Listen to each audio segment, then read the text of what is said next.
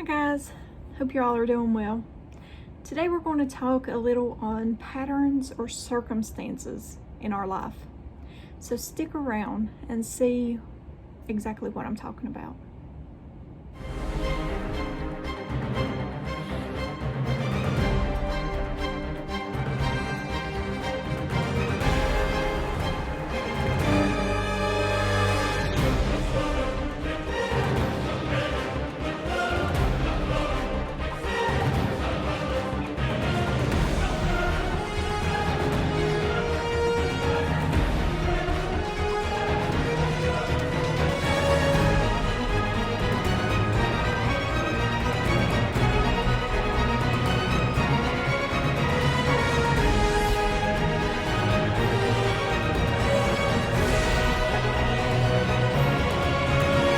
Most gracious and precious Heavenly Father, I give you all honor, praise, and glory. I thank you for every circumstance, good and bad, that you have put in my life. Father, help us to be more eager to listen for God and to be watchful of patterns and circumstances that you put before us. Lord, I ask that you fill us all with your love, joy, and peace. Also, Father, that you fill each and every person with the desire to know more about you through your word. In Jesus' holy and precious name I pray. Amen. Okay, guys. Many people are quick just to chalk up seemingly coincidental things to chance. But in real life, we shouldn't interpret the events of our circumstances so thinly. We should see our life happenings much differently than an unbeliever would. While to some, a reoccurring pattern is just simple reflection of how the stars have aligned, we know better. We know that circumstances are controlled by the one who thought up the stars to begin with. Never think that the circumstances in your life have nothing to do with God's will. They have everything to do with God's will. When you're seeking His guidance, you should always reflect on the events the Lord is allowing to occur in your life. Persistent internal inklings matched with external confirmation is often the way God directs believers into His will.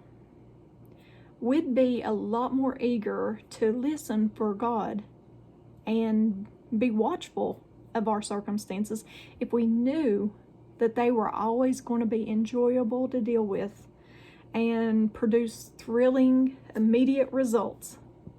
But the scripture is full of people whose most life-changing encounters with the Lord occurred while they were in places that they didn't want to be.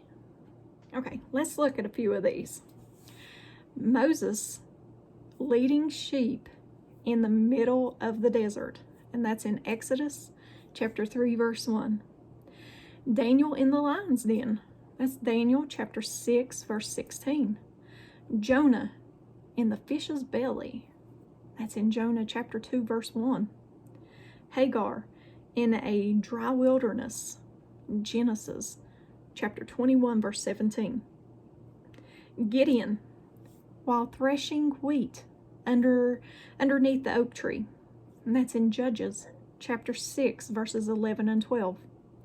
And Mary and Martha grieving the loss of their brother Lazarus, and that's in John chapter 11, verses 21 through 27. Obviously, God speaks through difficult circumstances too. Have you got some of those in your life? Are you in a troubled marriage? Are you on the umpteenth year of being single? Are you working a job that you hate, or perhaps working to find a job at all? Are you dealing with the consequences of a bad decision or a sinful indulgence? Are you grappling with a medical test that has aroused your doctor's suspicions? Are you trying to figure out how to pay your first of the month bills and fix the clutch in your car that just went out? Don't think of these as bad luck, and don't consider yourself off God's radar, with no need to be watching and listening for Him till things improve. Don't waste even these stressful moments of your life by wishing you were anywhere else, doing anything else but having to endure the mess that you're in right now. There may be something that He's telling you in private that He wants you to put into practice right here during these very circumstances. Or He may be about to use this dry, dreadful season in your life to reveal an important, relevant message to you. This is not the time to wish that you were in love instead of alone, or in a full-time ministry instead of a job that you hate, or married to a saved spouse instead of an unsaved one. God has not quit being persistent just because He's speaking in a tone or by way of circumstance that you don't approve of. Sometimes, in fact, His voice is clearest when we're in the situations that we don't prefer. Sometimes a pressing or ongoing problem or a crisis that hits us out of the blue presents the most conducive environment for us to draw closer to Him more than ever. Sometimes we won't listen any other way, and He knows it. There's no such thing as coincidence with God. Will you watch and listen even now? Remember this verse, and it's Romans chapter 8, verse 28. We know that God causes all things to work together for good to those who love God, to those who are called according to His purpose. And that's all I have for you today.